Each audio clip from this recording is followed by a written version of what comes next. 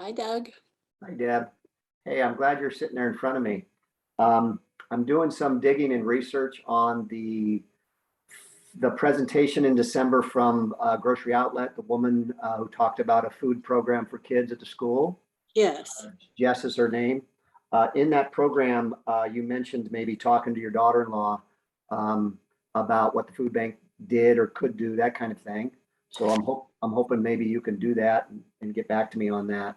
And then So, the program, so, hang on. so the first, program, can I address that one first? yeah, go ahead. So then Jody mentioned she's on the board, Okay, Jody McDonald, and I thought, well, Jody should handle this, not my daughter-in-law.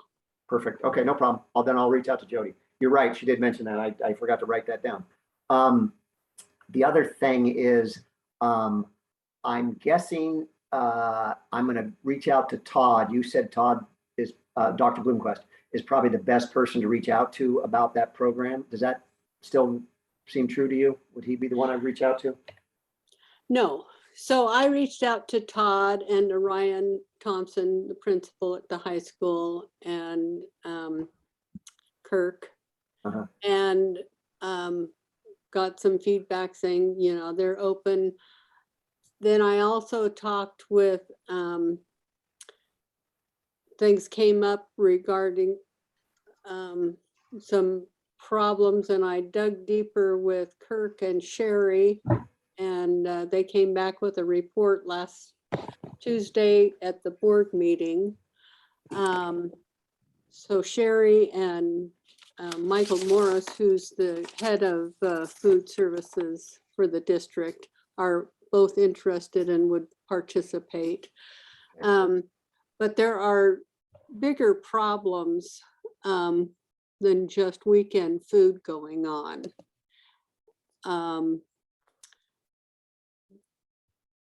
There are supply problems, for instance, that that are going on nationwide. Sherry just shared yesterday an email from Smuckers saying, they've got one driver for 15 loads of product to go out.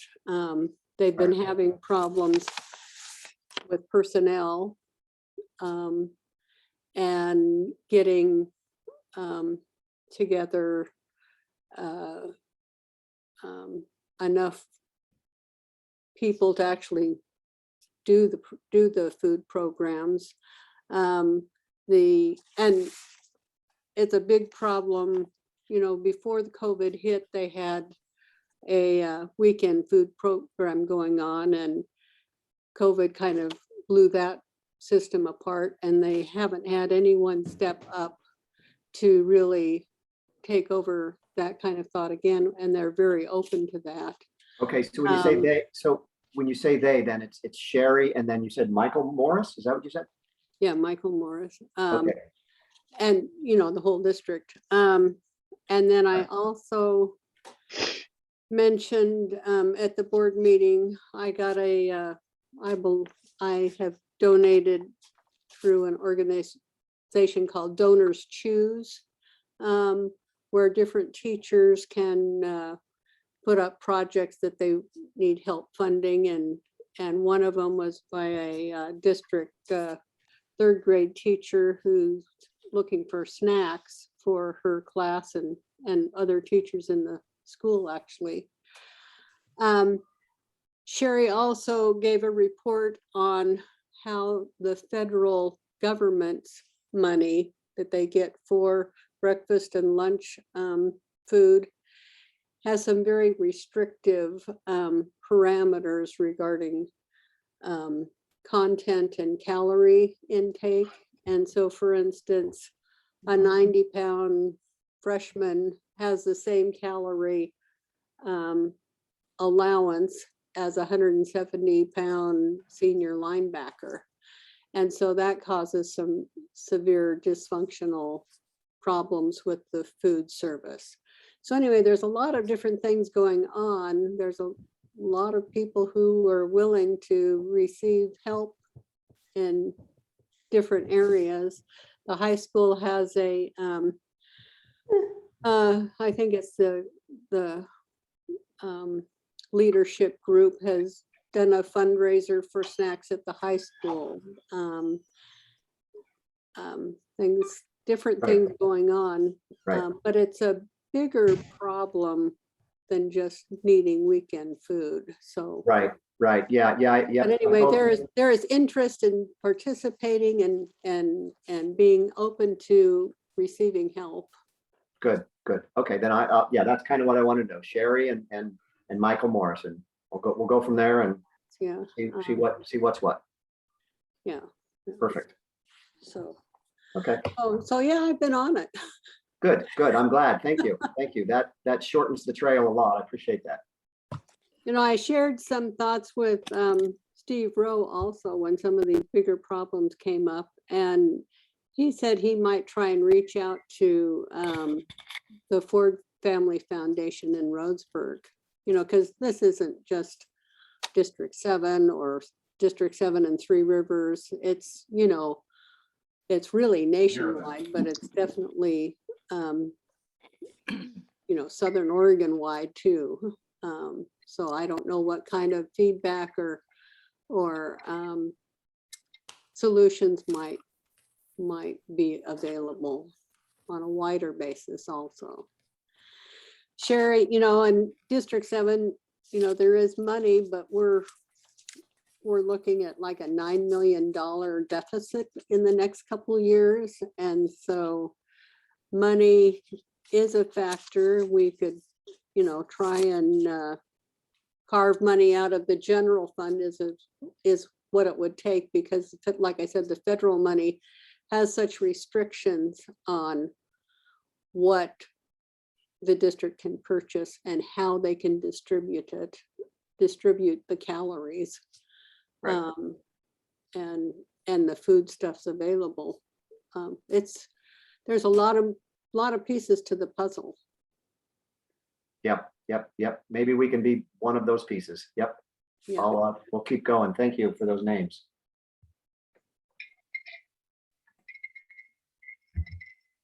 Steve, I just wanted to let you know that Kelly and Tommy are over at the coast today. Kelly Moody just texted me and said, let Steve and the club know that we made the getaway. So Kelly, David, Tommy, and Malcolm are over at the coast, so they will not be on the meeting today. That sounds good. And I'm actually probably can meet him, because as soon as this meeting is over, I'm headed for the coast as well. Yeah, seems like a nice place to go. It does right now. I was envious when I heard that. I actually thought about going over there this morning and trying it with a laptop, and then I decided, the Wi-Fi connection might be a little sketchy and that type of thing as far as difficult. So I decided not to take a chance, and we'll just leave as soon as the meeting's over. Okay. Will you hurry up and end this meeting so I can get over to the coast too? Well, you know what? It's 12:01, so let's get this meeting going. How about that? Put everybody on mute. I'm in Bend, and I want to go to Mount Bachelor. Let's Okay. go. Oh, yes, Woo-hoo. go. Okay, so I'll call the meeting to order. Let's see if I can get this going here. Okay. Well, welcome everybody to the January 13th meeting, our second meeting of the new year. And to lead us off in the pledge, John Schiavone, would you help lead us, please? Okay. I was just going to run. I pledge allegiance to the flag of the United States of America and to the republic for which it stands, one nation, under God, indivisible, with liberty and justice for all. Thank you. Thank you very much. I appreciate that. And Bonnie, would you like to have an inspiration for us, to share an inspiration with us today, please? Actually, I think it's Debbie that's doing the Debbie, excuse me, inspiration. you know what? I didn't change it on my agenda. I'm sorry. It is Debbie. Definitely. It's okay. It's okay. Good. Will you both- I would like, can you hear me? Perfect. Yes. Okay. I would like to share just a thought. As with many of you, I'm getting all these reminders of what to do with January now, to clean out my closets, reorganize my living room, et cetera, et cetera. And so I would share a thought on just reminding us to be kind to ourselves. Sometimes I wish I could hold the hand of my younger self and whisper what I know now. Guide her down the right choices, avoid missteps, mistakes. I think back to choices I made, and sometimes I don't even recognize that version of myself. But then I shift to compassion. She did her best with the knowledge she had. She was still trying, she was healing, she was still learning. We preach about kindness to others, but let's not forget to be most kind to ourselves. And those selves include every version of who we've been, because that's how we got to where we are today. Thank you. Thank you. Appreciate that, those words of wisdom. Very appropriate. I thought I would share for a Rotary bit. January is vocational month. And this is a story of Herbert J. Taylor, who was in 1936, was the president of Rotary International. And about 1931 or so, founded the Rotary four-way test. And so this is the story about a Rotary minute, about one man's vocation, Herbert J. Taylor. And it's a story of the four-way test and how it came about. Back in 1932, the creditors of Club Aluminum Company assigned Taylor the task of saving the company from being closed out as a bankrupt organization. The company was a distributor of cookware and other household items. The company owed its creditors over $400,000 more than its total assets. It was bankrupt, but still alive. At that time, Taylor borrowed $6,100 from a Chicago bank to get a little cash on which to operate. With tremendous obstacles and handicaps, Taylor developed something which competitors would not have an equal amount. It was the character, dependability, and service-mindedness of his personnel. He was careful in the selection of his personnel, and second, to help them become better men and women as they progressed with the company. They believed in right there is might and determined what is always right. Considerable time was developed in developing four short questions, which now make up the four-way test. Here are the four questions. Is it the truth? Is it fair to all concerned? Will it build goodwill and better friendships? And it will be beneficial to all concerned. This little test was placed under the glass top of his desk and determined to try it out for a few days before talking to anyone else in the company about it. It was a discouraging experience for him, and he almost threw it in the wastepaper basket the first day when checked everything that had passed over his desk with the first question, is it the truth? He never realized how many untruths appeared in his company's literature, letters, and advertising. After about 60 days of faithful, constant effort on his part to live the four-way test, he was thoroughly sold on its great worth, at the same time, greatly humiliated and at times discouraged with his own performance as president of the company. The checking of advertising copy against the four-way test resulted in eliminations of statements of truth which could not be proved. All superlatives such as the words better, best, greatest, and finest disappeared from advertisements. As a result, the public generally placed more confidence in what was stated as advertising and bought more products. The constant use of the four-way test caused him to change policies covering relationship with competitors. They eliminated all adverse or detrimental comments on competitor products from their advertisements and literature. When they found an opportunity to speak well of their competitors, they did so. There was a steady increase of sales, profits, and earnings of personnel. From a bankrupt condition in 1932, the company paid its debts in full, paid its stockholders in over $1 million in dividends, and these rewards of cash investment of only $6,100, the four-way test, and some good work, hard-working individuals who had high ideals. Intangible dividends from the use of the four-way test were even greater than the financial ones. There was a constant increase in the goodwill, friendship, and the confidence of his customers, competitors, and the public, which is even more valuable, a great improvement in the character of his employees. So I thought that was a pretty neat way to talk about a one man's vocation anyway, that made a difference in the lives of others. Okay, any visiting Rotarians with us today? Or guests? I think I recognize everybody there in the attendance list, but feel free to speak up. And if not, a member of the engagement committee will reach out if they don't recognize somebody that's. I'm a guest. You're a guest. Hello, Patrice, I'm your speaker. And you know what? You are more than a guest. You're a speaker. And you know what? From a Rotary president standpoint, I will tell you, it's always good when the speaker shows up. It means it's going to be a good meeting. Oh, good. Thank you. I'm glad you're here. Thank you. And everybody else. So, Wynn, would you like to give a healthcare update, please? Yeah, good afternoon, everybody. Nice to virtually see everybody. The four things I wanted to give a quick update on today. One is a little bit about what's going on with COVID, the American Red Cross, masking, and healthcare workers. So I'll start off with where are we at on COVID statistics as of today. So as of early this morning, Oregon hospitals had 850 COVID hospitalized patients. That is up 55% from last Thursday. Of those 850, 153 are in critical care, 62 are on vents. 83 of those patients are in Jackson and Josephine County, and 23 of the 83 are in critical care. As of this morning, Three Rivers had 22 patients, and 7 of those were in critical care. Yesterday's Oregon Health Authority numbers showed that the state's 7-day average for new COVID cases was about 7,600. Putting that into perspective, that's 7 to 8 times what it was 3 weeks ago, really illustrating the rapid spread of Omicron. The state's total number of COVID cases is just under 500,000, and the death toll stands at 5,845. Test positivity in Jackson and Josephine County as of last week was approximately 23%. 30 days, in the 30-day period prior to Christmas, it was 7.5%, just putting things in perspective. Over 80% of the cases are Omicron, and about 47% of the cases are breakthrough cases. So that's an update on where we at with COVID across the state. So Omicron is really spreading rapidly. It's certainly concerning. The only good sign I could say is the critical care hit that we saw in the last surge. It doesn't seem to be the same. We're seeing, lots of people get Omicron, but we're not seeing as many people in critical care.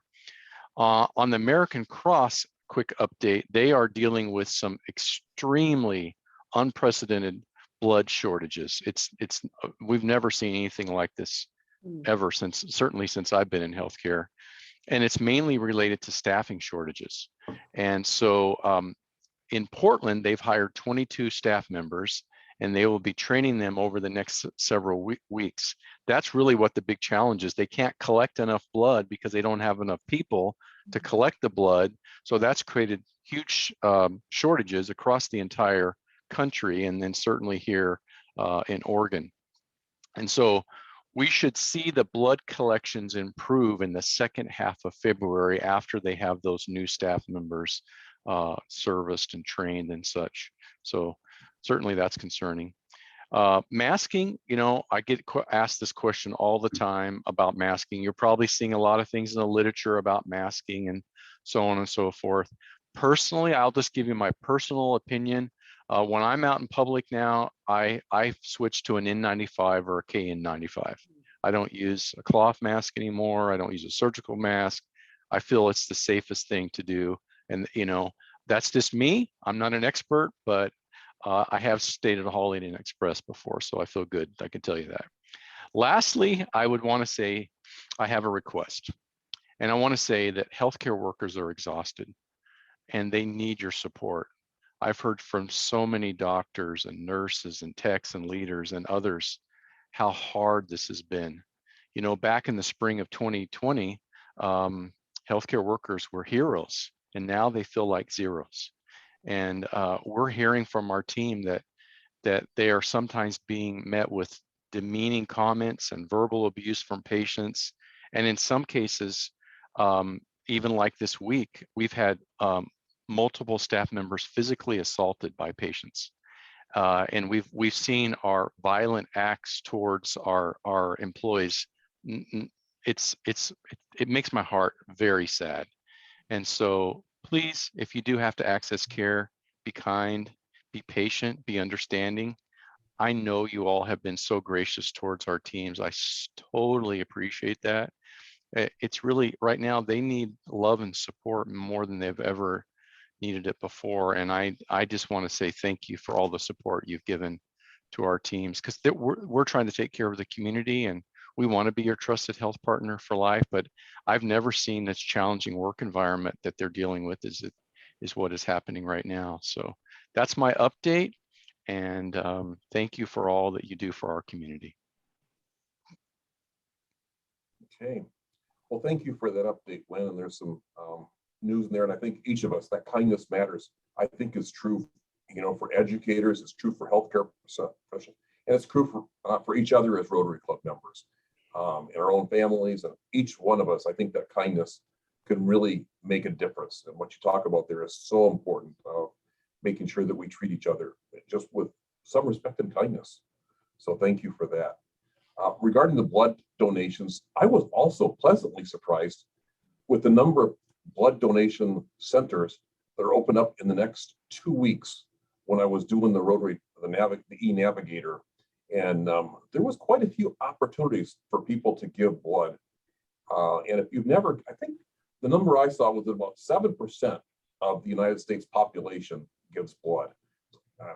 And it was surprised me that the number wasn't higher, but it does talk about why that shortage would occur. But there are a lot of local opportunities to give blood as far as making reservations. It takes about an hour, little prick in your arm as far as to get the needle in, but it can really save the life of another person. And when you know somebody that's benefited from a blood donation, it really does bring it home as far as why blood donations are so needed. So those are a couple of good points that you shared. The masking and everything was totally valid. Thank you. Valerie, update on Grants Pass City Council. I actually see a couple questions, hands up. I think Okay, Lutz great. and Okay, John. Lutz, excuse me. Yeah. Okay, Lutz, thank you. That's okay. Yeah, when earlier this year, Brown University had a model for COVID that indicated that very rapid rise in the middle of January, but a drop that was equally as rapid. Is the view in Oregon that kind of a situation may still hold?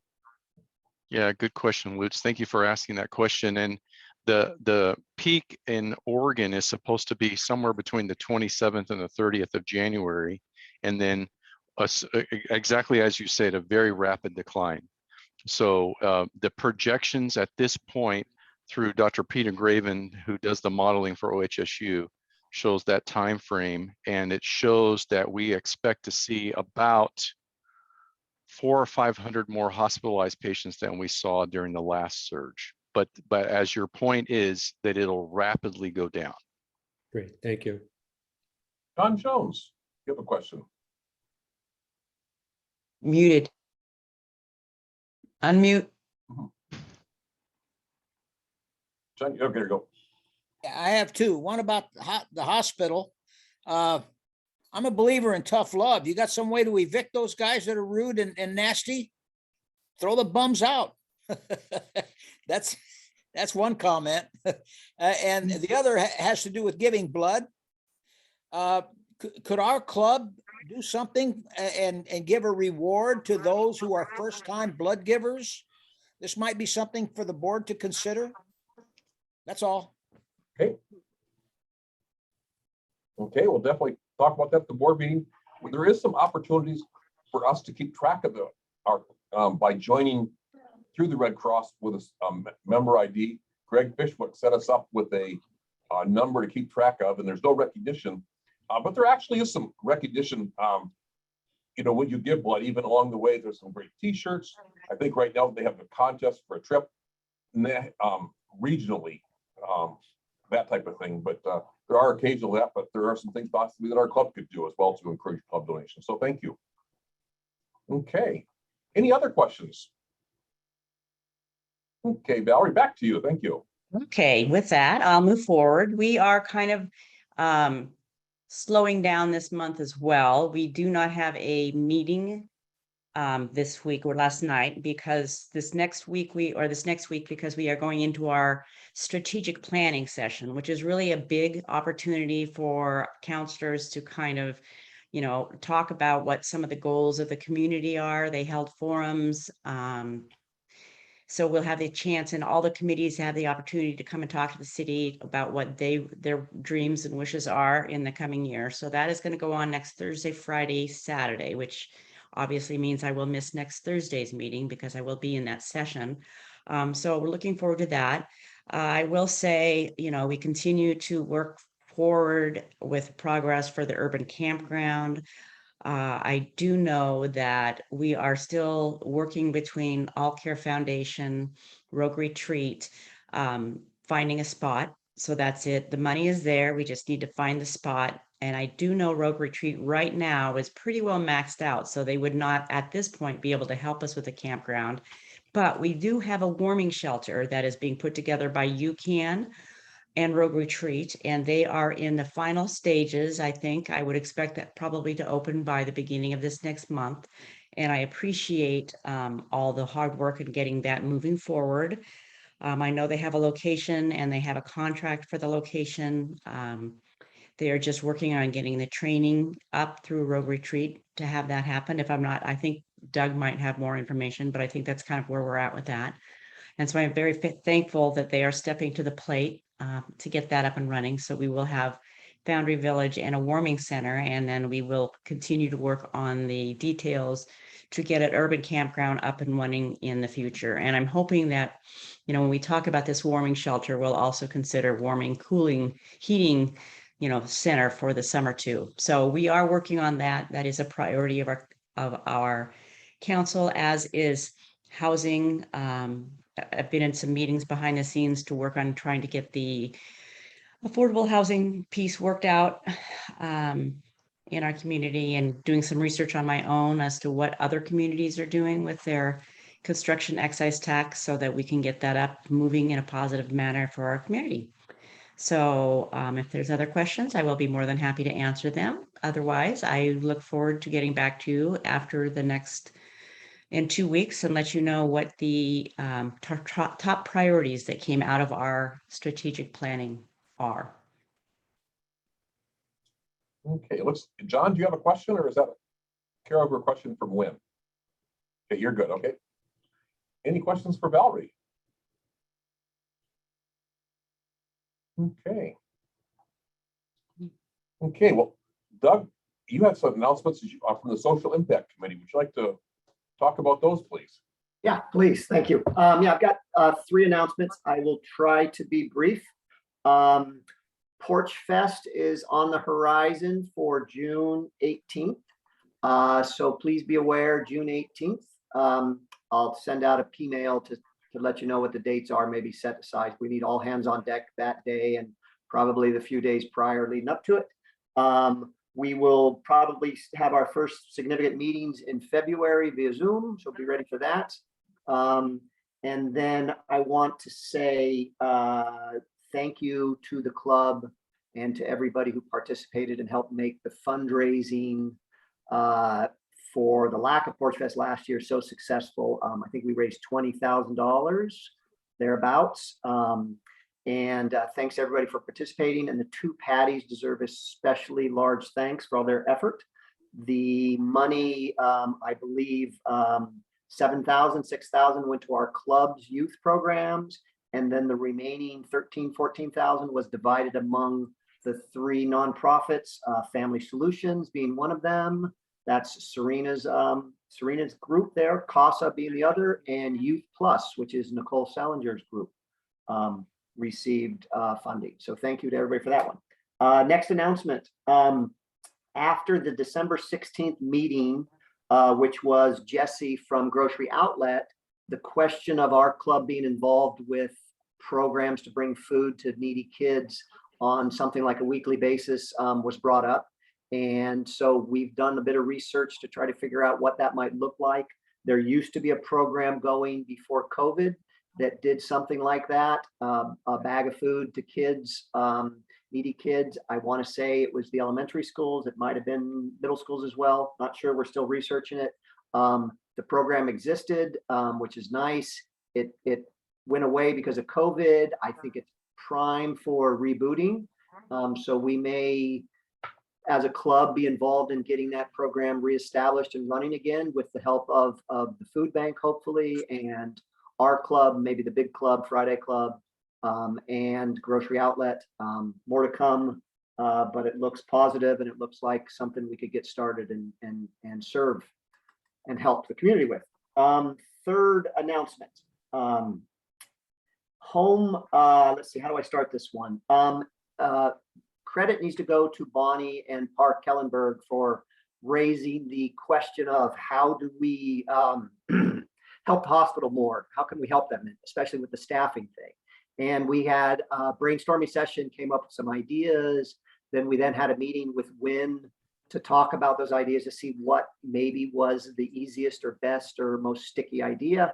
And what's come out of that meeting is an effort or to try to create an effort where we connect people who have space in their home that might want to rent a room, or that maybe have space in their yard for an RV or travel trailer, rent that space to traveling nurses. There's a big need for both housing and for housing for traveling nurses. So we're going to try to connect. We're going to try to have our club perhaps be the connecting point with people who might have space either for a room for rent or for an RV, travel trailer, with traveling nurses. It appears as though the hospital is primed for this. They have a person or two that are working on these things, and that there are entities out there that sort of have the information and the training and the where and the how of this going right now, which is Home Share Oregon, which is we had a program from them a while back. So we're going to try to maybe be the catalyst to connect people to make that happen. No idea what that's going to be called or what we're going to do, but that's maybe on the horizon as well. That's it. Any questions? Oh, Debbie's got a question, I believe. Debbie? So let's see, Bev sent me a email regarding a meeting regarding urban camping for the 19th at noon. Is that something you want to have an announcement about? Sure. Yeah. Thanks. I wasn't sure how many announcements I could do, what I'd get fined for.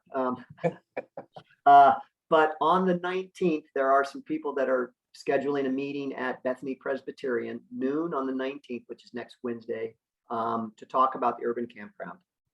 I believe I shared the flyer with most people in the club that I thought would be interested in that. It will be on Zoom as well for those that aren't able to attend but want to watch via Zoom or want to watch via Zoom for COVID caution reasons. If you're interested, send me an email or somehow communicate with me and I'll get the flyer to you. It's just basically an information sharing about the campground, about the upcoming shelter, and about those types of efforts and how people can be involved and whatnot. So send me an email or give me a call and I'll send you the flyer and give you more information. Thank you, Deb.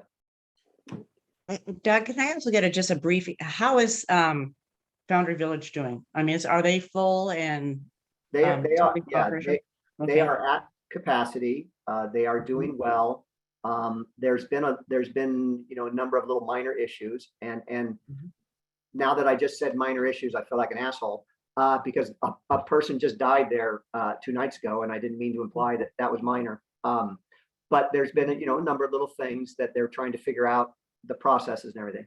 A person died from natural causes. A elderly woman that had significant health issues died a couple of nights back. She had significant health issues, but they're doing well. They're full capacity. Okay. And things are functioning and moving along. Okay, thank you. Yes. Any other questions for Doug? Well, Doug, thank you as always for what you do, and you never have too many announcements for us. We appreciate all the information that you bring to us. Greg, Super Bowl pool. As of early this morning, there are only 30 squares left at this price. Lots of people are taking advantage of the best deal, which is buy 4 for $100. Get 100 matching points for your Paul Harris Fellow Award progress. Get an extra square, the famous fifth one free. And if you go through Rotary Direct and add that, you get an extra one for being involved in the recurring donation program of Rotary Direct. All the detailed information about how to reserve your squares and make your contributions to the Rotary Foundation and help our club become an E-Ray club, and every Rotarian every year club are in the Navigator and in a email that I sent out about a month ago that I'll try to update here in a minute. The football playoffs start this weekend, so we will be narrowing down the teams and looking forward to the exciting event February 13th. And we will have some sort of virtual watch party, and we will be giving out quote unquote door prizes, which may just be more matching points for Paul Harris Fellow Awards. But we'll try to see if we can get that organized and have some safe fun. Any questions? Yes, Greg, is that 30 spaces available on the second board? Thanks, Lutz. It's the first board for our first 100 squares. And you're right, the last, I think the last 3 years, we've gone into a second board. In other words, we're not going to stop selling when we hit 100 squares. So we will be accepting all those contributions for the Rotary Foundation, and you will always get a square for each $25. And then you have all those bonus plans to take advantage of. Great. Thanks, Lutz. Any other questions for Greg? Okay, well, thank you, Greg, for the update, all the work you do to make this successful. And you talked about the Paul Harris Fellows, and what this is an opportunity. Paul Harris, through the Rotary Foundation, has an opportunity when you contribute $1,000 to get a Paul Harris Fellow, and then for every subsequent $1,000, then you receive an additional Paul Harris Fellow, a ruby on your subsequent pin, Rotary pin that you can wear. And we have some people here, and it's so hard on Zoom, I realize, to give adequate recognition to people that make a difference. But these are individuals that have, club members that have helped out by Helen Scott has got a Paul Harris Fellow +5.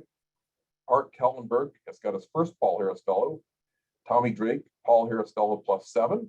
Cindy Grondel, Paul Harris Fellow +1. And Jan Jones, Paul Harris Fellow +1. So thank you to making those differences in the lives of others. And those contributions really do help Rotary provide services, whether it's individuals in poverty, polio, and many, many other places in our country, as well as internationally. So appreciate everyone's help for there.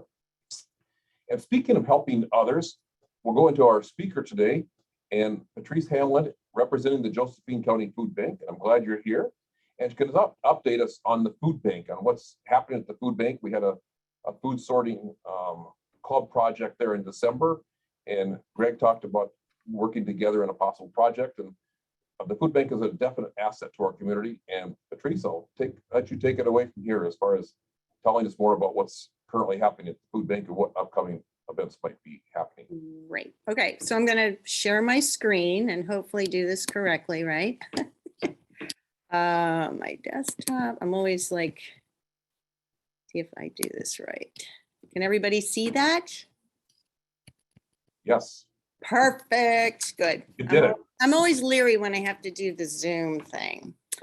But first I want to say thanks to Steve for doing that article about us in the sneak preview.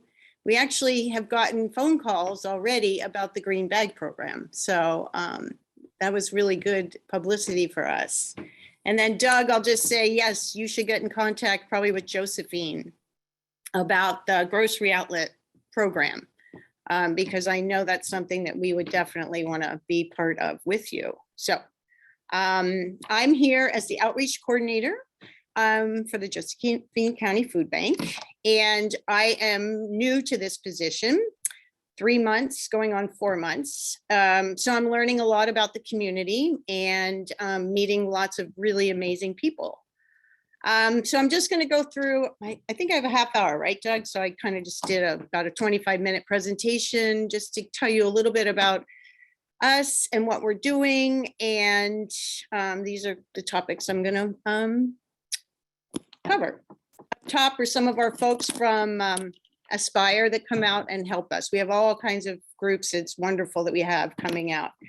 So Josephine County is the third poorest county in Oregon. It's a huge county. And from everything that I've read, we used to say that we were helping people that were food insecure or low income, but obviously what we've seen in years coming in the past or future and right now is that we're serving a lot of different people that are not necessarily poor. They're just food insecure. And a lot of them are seniors and a lot of them are kids. So our mission is to alleviate hunger and its root causes in Josephine County because no one should go hungry. And as I go further into, we just came out of a really big staff meeting. I have all kinds of new numbers that came out after I did my presentation, but we were talking about what are our future plans for as an organization. And some of that is to expand some of the services to places where they don't have services. So whether that's bringing in, we were talking to somebody who has a dental program, so things that we can actually bring to some of the communities like Wolf Creek where we go or Selma, that don't have some of the resources. So this is who we are. I like to say when I'm talking to people, we're small but mighty. So this is our staff here. Josephine is the one standing at the behind the Josephine County Food Bank sign because she wasn't there when I took the photo of the other staff members. But we really don't have a large staff. So we really rely on all of the volunteers in the community to help us out. Kristen and Jeff are front and center there, and they're the two that are they're behind the Raptor Creek farm. I mean, they are the great farmers there. The two guys on the right are the warehouse, Matt and Vito, and then Kristen, we have all these Chris's. Chris is in the center and she is our education person, and Christina is sitting up top and she does she wears many hats from HR to bookkeeping to just keeping us all in line here. So this is who we are as a staff. And then I'm here, you're seeing me here. So, and so when I was hired as the outreach and volunteer coordinator, basically what I'm doing is expanding on what my predecessors did, and that's getting out into the community and building relationships. And I really appreciate the opportunity to talk to Rotary. I want to thank Bonnie because she's the one that first contacted me, and I'd like to join Rotary. I just have to get my feet wet into into what I'm doing here. And then as I move forward, I'll be able to expand on what I'm doing. But for me, a little bit of background about me. I managed public garden for almost 30 years, and I was the garden director, but a big part of my directorship was having volunteers help in the garden. So I did a lot of this before in terms of being out in the community, but also trying to create, for me, it's always creating a positive environment that people look forward to coming to every week. And that's really what my mission is, for people to love what they're doing, and there's always so many other things going on in the world that when you get here, it's just a place to be with friends and other community members and doing something really great. So you all know the story probably better than I do because you're one of the forces behind why this warehouse is here. And that's the only photo I could find. That I was trying to find some historical photos. So if anybody has any they want to pass my way, I'm trying to create different, I really like taking photos. So a lot of the photos that are in here, I've been taking since I got here. But really this place would not have happened without the Rotary clubs and the community. So we're forever grateful. So one of the things my heart is with youth a lot, and we have a lot of the programs that we support are youth oriented or family oriented. And so I have a few things that I pulled off of the Maslow project. And this one, most kids are not runaways, but they're homeless. I mean, if kids are homeless and they're living in a car, they're not going, people at school don't necessarily know, what's going on unless somehow, teachers find out. So it's just, and they need food. So this is one of the things, as I go further on in my project, that I'm going to talk a little bit about Dennis from Hidden Valley High School, what he's doing. So here's who we are and how do we get our things. All of these organizations help bring food to the Josephine County Food Bank. And in return, those are the organizations or types of places that we provide food for. And basically it's a lot of, we have 25 partner agencies right now, as well as our shelters and addiction treatment centers and mental health. So this was one of the numbers I got today at our meeting from the Oregon Food Bank. This year, we purchased 1.2 million pounds of food from them. And from that, it's basically each organization, each pantry got 4 cents to every dollar. So it's we can get a lot of food and then get it out to these other organizations for a very small amount of money. So those are two of our big impacts. Oops. And then food bank versus food pantry. So the food bank, I like when I bring people in, especially kids, I say we're like a big Costco here. So we get everything that comes into us, and as you all have been out and worked in the warehouse. And from that, the pantries come in and basically go shopping. And they take whatever they need each week back to their pantries, where then they are then serving food either through hot meals, or they're doing pantries where people are coming and picking up the food. So we basically are all working together to get the food sourced out, you know, the arms, the spokes of a wheel, really is what it is. And I threw in some more Rotary. That was such a great day. I had to throw in some of the hats. So through the Oregon Food Bank, we'll give you that. So that meant we were able to provide basically 1.6 million meals we were able to serve in 2021 through all of the food that went out. So in our community. So the bottom picture on the right is the Rock, which is one of the biggest pantries that we serve. And in November, they came in and they got about 5,000 pounds of food purchased from the food bank. And up top is from the Maslow, and then our hot meals through St. Vincent de Paul and Salvation Army. So the community, of course, is a very big part of that. And I think that number changed from 906. So it was all closer to 1 million pounds of food came in, which equates to 51% of what we got really came from the community, from all of our food drives and donations. And this isn't talking about money. This is actually talking about food products. So when I'm giving you these numbers, it has nothing to do with the monetary donations that we also received, which is amazing. The green bag program, which is, I'm going to talk a little bit more about that, where it's you can work if you can get a community together, there's usually one person in a neighborhood that will come and get the green bags, give it out to people who are interested in their neighborhood. And basically every time you go shopping, you just put a couple of items into your green bag. And then every 2 months, we do it on the second Saturday of even months, February, April. You bring the community coordinator brings in her neighborhood or his neighborhood's bags of food, and we weigh them and they get new bags and then they go out. The nice thing about the green bag program is that it allows different types of food to be collected.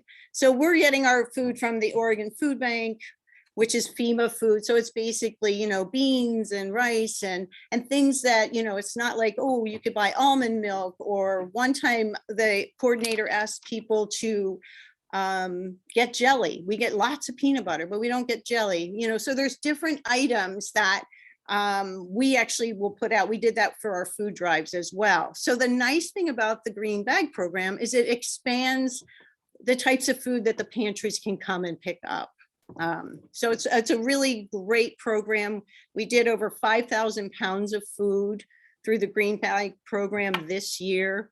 I think Medford and Ashland, I can't remember what Cindy said, but they do over 100,000 pounds of food for their green bag programs. So it's a really easy way for people to donate. And if anybody's interested, at the end, my email's here. If anybody wants any more information, Cindy Lowe is our coordinator. She's amazing. She's just been growing the program in the last 2 years. So I have her contact, which I would pass on to anyone that might be interested in doing that. The top right is our squash project through the farm. And this is a really cool thing because there's farmers that are seed farmers, so they don't necessarily want all that squash. So we clean the seeds out of the squash and we keep the squash to go into our food boxes and they get their seeds back. So that was a really fun project. That was happening when I first started here. And Kristen, I think it's her 3rd year doing it. So lots of good things in the community. Again, here's some more of the impact. So Raptor Creek Farm, I had this number, 55,000 servings of organic produce in 2021. That was given to me by Kristen earlier in the year. But the final number is closer to almost 1 million pounds of food, of fresh produce, organic produce. And of all of the types of foods that go into our food boxes, this past year, actually 70% was produce. So at our staff meeting today, we're kicking around ways that we can incorporate more prepared fresh food. What we're finding is some people don't have ovens and they don't have, stoves. So we were talking about how can we make some prepared vegetable meals that then we give that out as part of the food boxes. So we're talking about lots of cool stuff to do here. There's the green bag program. The food drives were amazing. We had so many donations. I have the Boy Scouts there because they've been doing this for 29 years. They brought in over 4,000 pounds of food just from their food drive. So like I said earlier, so it's really an amazing community here. Okay, so then these are the other ways that we bring in the food. So gleaning happens every year. If you know anyone that has fruit trees and they can't pick it all, we actually have volunteers that will go out and pick the fruit and bring it back, and that goes into our food boxes. Fresh Alliance is the grocery store program. We go out every day to different, Walmart, Albertsons, all of those. And basically what we did this year is we saved 420,000 pounds from going to the landfill.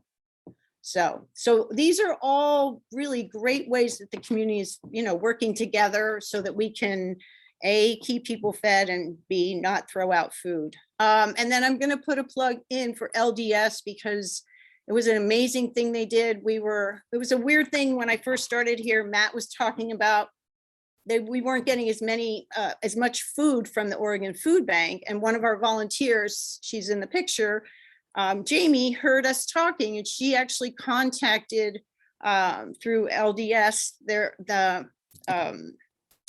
I forget the stake. I'm sorry, I'm not remembering how the organization, what he's called. But anyway, they went ahead and they were able to provide us with 59,000 pounds of food that went out during our Thanksgiving drive. So. And then, of course, we always have our major donors. So this is my only little sign I could find about that. But all of these organizations continue and individuals continue to support the food bank. And it's amazing. This is for 2020, so we'll have 2021 coming up. And then these are the pantries and the kitchens that we are working with in the community right now. Josephine County Food Bank does the Selma and the Wolf Creek pantry. So those are the pop-up pantries that we do on Tuesday and Thursday every week. We fill our truck up and we go up and we do it outside. They have no facility. So rain or snow or whatever's happening, we're out there with the folks that are needing food up there.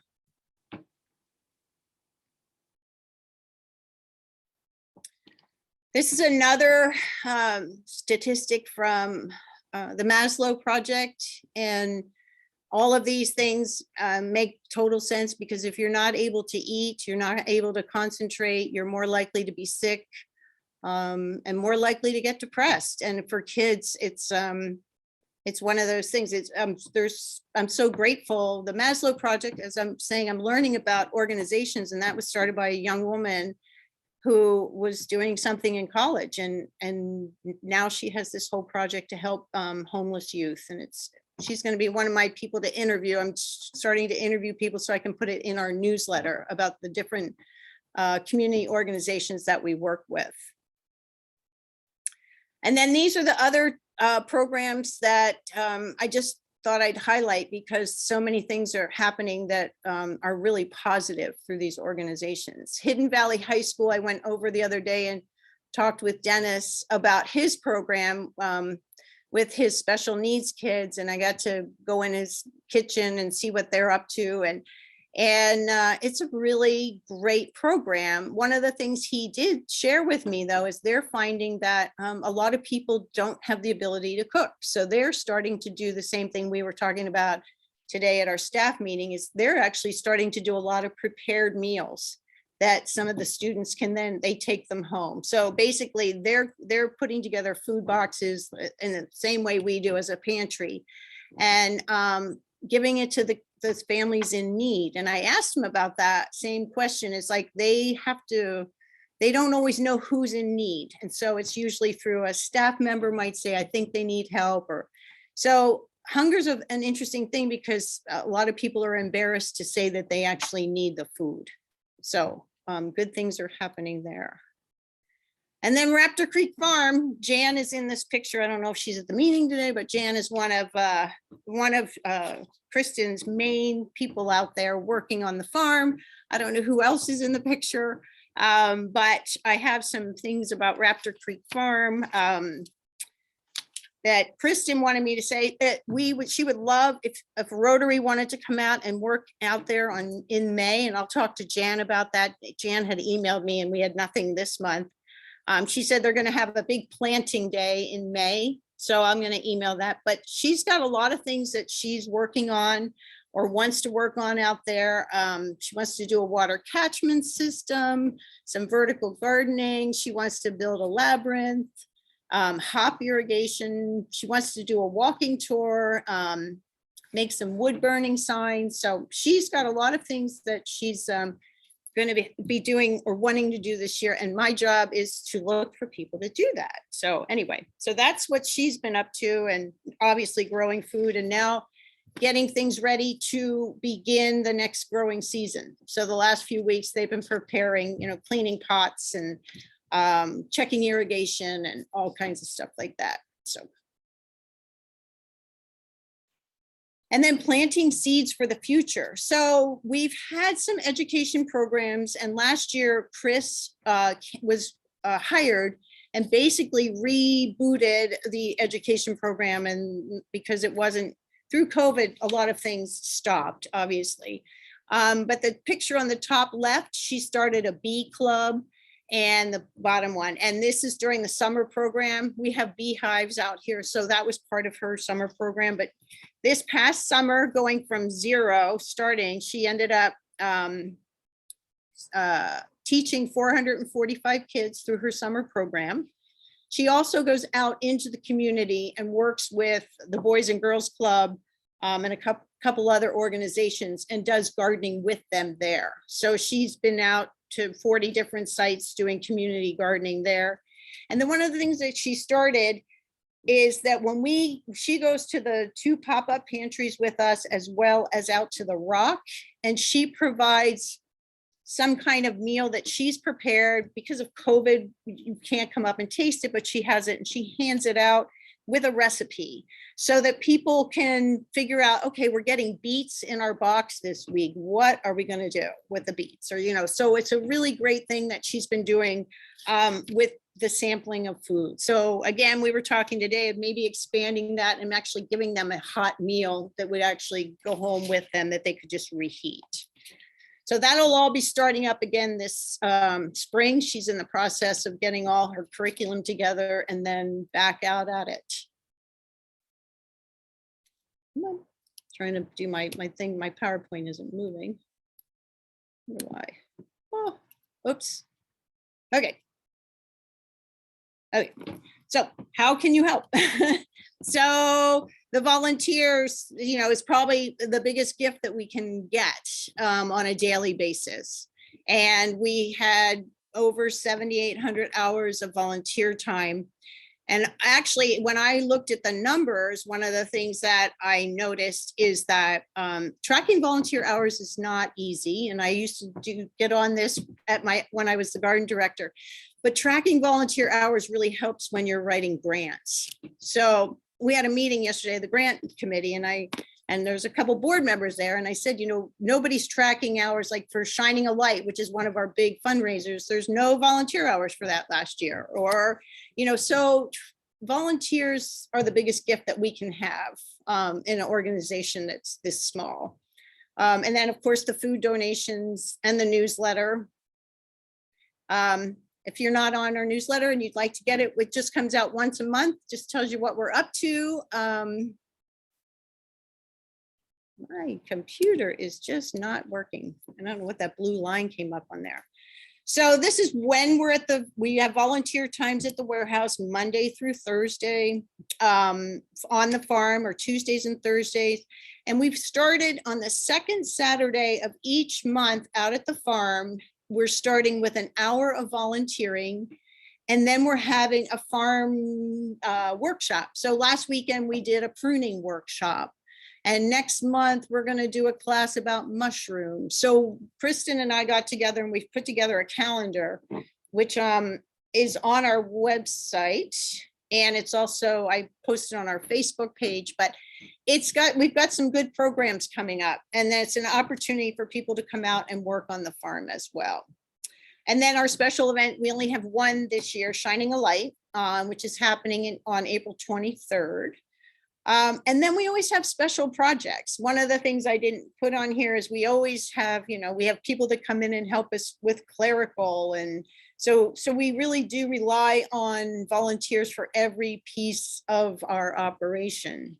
And then for this next year, we got a grant through, well, basically it was a federal grant, then it came through the state, and it gave us the opportunity to buy 2 trucks that we want to expand on our getting out into the community. So with these 2 trucks, we want to be able to do home deliveries to seniors that can't get out. There's a whole other population.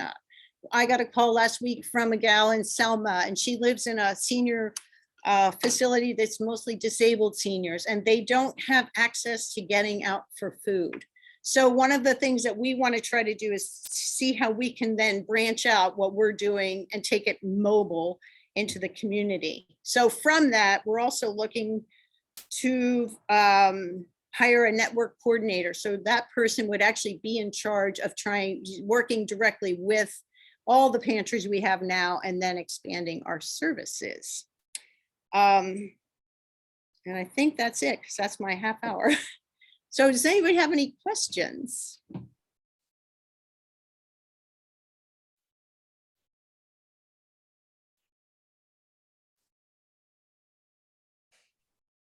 Debbie, it looks like you have a question. Debbie Brunel. And you're on mute. So yes, when your last comment there, I wondered if you coordinate at all, or would it be helpful to look into possibly coordinating with Food and Friends? They'd have the Meals on Wheels kind of operation already going. So that's just a thought. And then when I go to Greenleaf, they always used to have a little plug on Grow a Row for the food bank kind of stuff. Is that still going on, that program? The Grow a Row is not currently going on. The other one, the Food and Friends, I am not sure the answer to that question. I just thought it was something you might investigate. Oh, yeah. Avenue. Yeah. Absolutely. Thank you. Thank you, Debbie. Lutz, you have a question or comment? Yeah, I'm beginning to feel a little bit like the kid in the front row in my class who's always raising his hand. But one of the things that I do every time that I go shopping at Fred Meyer is round up when I'm checking out. Mhm. And some of the checkers aren't aware of that. Don't tell people about it as you go through, but it's something to just keep in mind. It's an easy way to, 60 cents here, 60 cents there makes a big difference.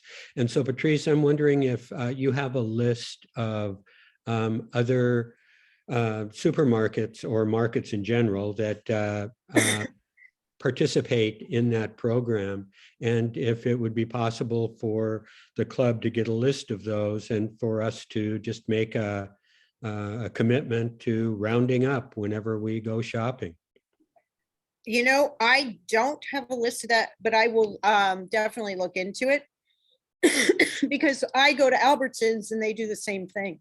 Yeah. Yeah. But do they always ask you if you want to round up? No. No. And You have to tell them. I'm sorry, I don't know what I swallowed. Yeah. I think it's different organizations too. Yeah. I was thinking we should get on there. We should get on for a roundup. Good. Okay, thank Thank you. you. Greg, you have a question or comment? A couple of things. One, following up on Fred Meyer, I believe you can also sign up as a way to get some sort of points or something with the Fred Meyer card. I think mine is with the school district, but there are hundreds of organizations, and you could have a campaign where people that are Fred Meyer shoppers can go online and they can change every month if they want to. And I think the points go to the organization.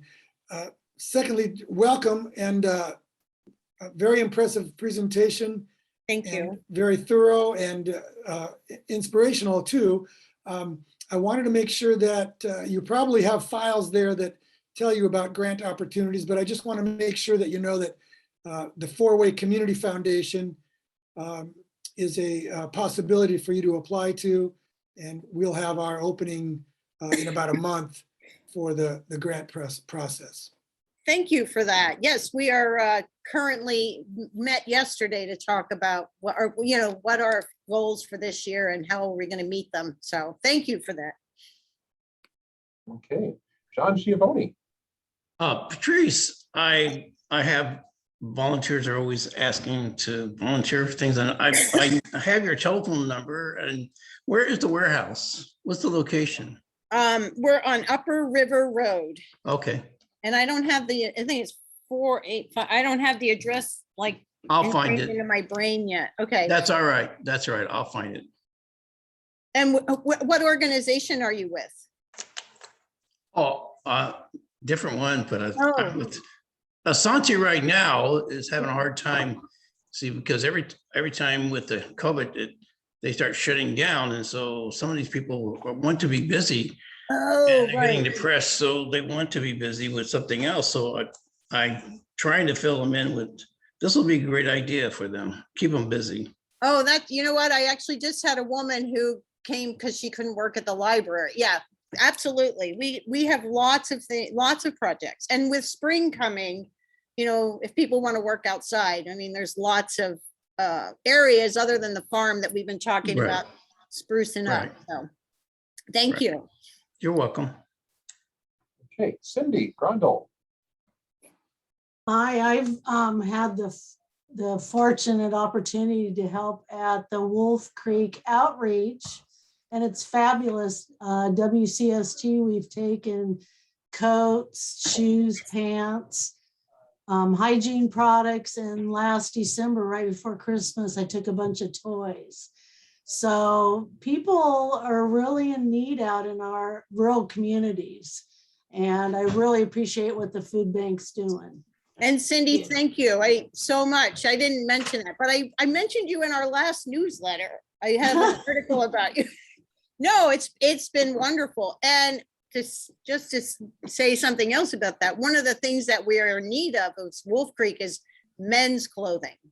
Cindy can say, there's so many men that are in need of clothing up there. And obviously you're coming more because of the shelter, the women's crisis shelter. So if anyone in Rotary so desires to put together some men's clothing or something, we would take it up there.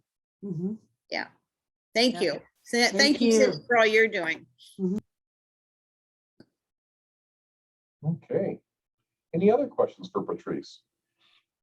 Well, Patrice, thank you for all you do, Thank and you. for sharing with us what's new at the food bank. And there's always, unfortunately, a need for this to exist in the community. It helps out so many people of all ages. Yeah, really. And I thank you for inviting me.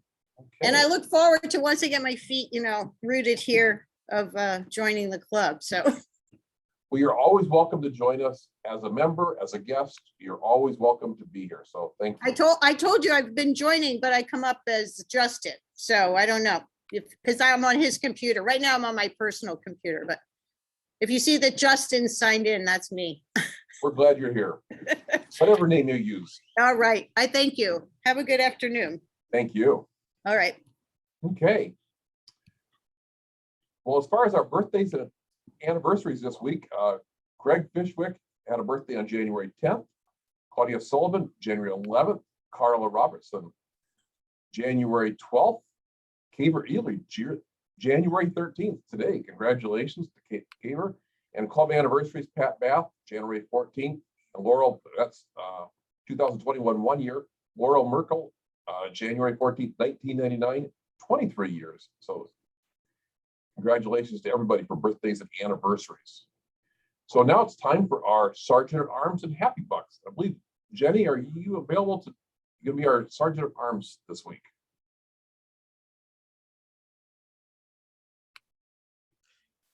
If she's not there, Steve, I'll fill in. Okay, thank you very much. Appreciate that, John. All right, anybody want for Happy Bucks?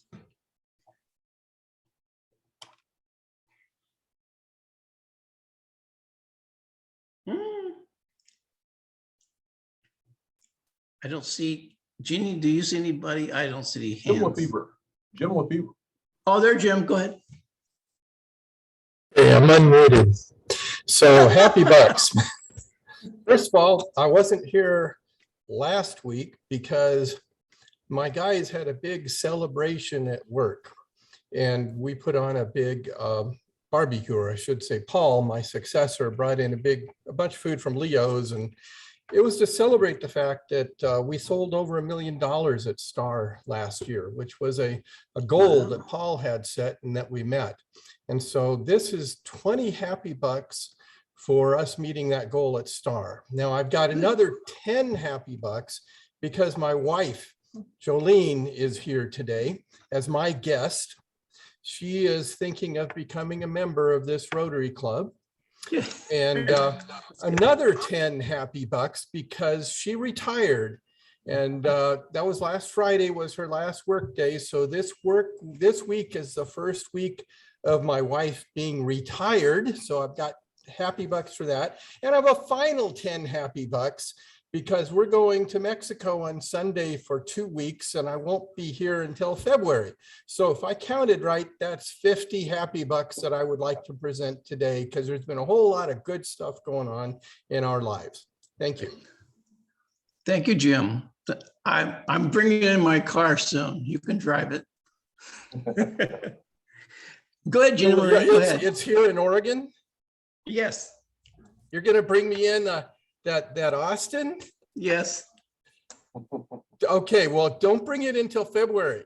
Okay. Okay, thank you, John. You're welcome. Go ahead, Gina Marie. I'm going to throw in 10 bucks. I started back to grad school this week, and I'm in a class on team building, which I'm really excited about. So happy to be back in the school groove again. Well, that's nice. Valerie, go ahead, Valerie. Yeah, I'm going to give 20 happy bucks. I was very happy to hear about the food bank today and to get such a wonderful presentation. What our community does is absolutely amazing to me. So this is very inspirational for me to hear these sort of stories and see what's going on out there. So wonderful presentation, and kudos for this Rotary and what they do for our community. Thank you. I have $20. Valerie, while I have your attention, Doug mentioned a while back ago of parking RVs at the houses, facilities. And I know that the city ordinance for years had it to where you could hook up an RV, but you couldn't do the sewage. Has that changed, or are there new openings on that? You know, that's something I would really have to look into. I really don't know. We have a lot of issues, I think, right now going on with, you know, RVs being parked on streets. So I think you went on mute, Valerie. Yeah. I think this would be a good thing to look into and look at what Okay. the ordinances are and how they All work. right. So I will make a point of checking into that because I do think All it's, right, it's thank you. important. Mhm.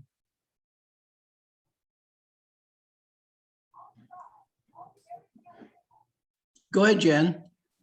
Hi there. I'm going to give 20 happy bucks for the food bank because every day I volunteer out there. It is so much fun.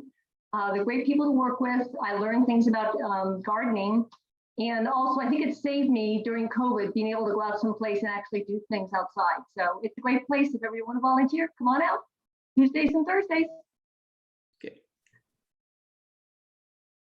John, can I make a happy buck too? I can't figure out how to raise my hand. A happy buck there for John for pointing out the fact there might be a rule about hooking up RVs in town. And then a sad buck because I'm probably going to ignore that rule, Valerie. I'm pushing that issue. Let's just put it, I don't report everything. I mean, What is surprising with that, Valerie, is I just saw a lady, a friend of mine, is buying a house close to where I live, and I was totally surprised that the sewage was hooked up with the RVs there at the house, and I go, wow, how did they get away around the city on that one? But anyway, I won't give you the location. I see Kelly's hand, but it's sort of blending into her background. Okay. Jim, go ahead. Jim Huber. Huber. Hi. Actually, I got this idea from Bonnie last week when she gave $22 to ring in the new year. So I'd like to give $21 to ring out last year. And I know it was a difficult year, but there were also a lot of great things that occurred. And I think we should remember that as well. Yes, that's true. Gina Marie, do you see anybody else? Yeah, Kelly's still up there. Yeah, hi, thanks Bev for calling me out. Happy New Year, everybody. I would like to give some happy bucks for absolutely smashing our year-end fundraising goal at Southern Oregon Land Conservancy. And we had a goal of $150,000 and we are at this point well over 200,000, which is amazing. And part of that is due to our wonderful board members like Jim Huber, and also because of all the wonderful people who work for Southern Oregon Land Conservancy and inspire those donations. So I want to give 25 happy bucks to the whole team. I see Jan has her hand raised. It's probably still just up from before. Well, Steve's got his hand up too. I do, yep. I'd like to kick in $30 for happy bucks, just for the amazing community that we live in. One word, I guess, to describe it is wow, just everything that goes on. So thank you for everybody that makes things happen in our community. Thank you. Thank you, Steve. Gina, do you see anybody? I can't. No. Looks like we got everyone. All right, back to you, Steve. Then. Okay. Well, thank you very much for doing that. And for us, the thought for the week, it's because it's Vocational Service Month, and this is from Confucius. Choose a job you love and you'll never have to work a day in your life. I thought there was a lot of truth to that. You bet. Yeah. Okay, so we'll adjourn the meeting unless there's anything else.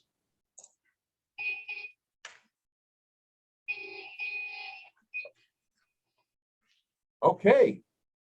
Everybody have a great week. thank you for coming to our meeting today and also what you do to make our community such a great one. Thank you. Thank you. We'll stay on now if anybody wants to continue the meeting after the meeting. So Steve, Yes, Jim Lefebvre here. How are you doing? I am well. So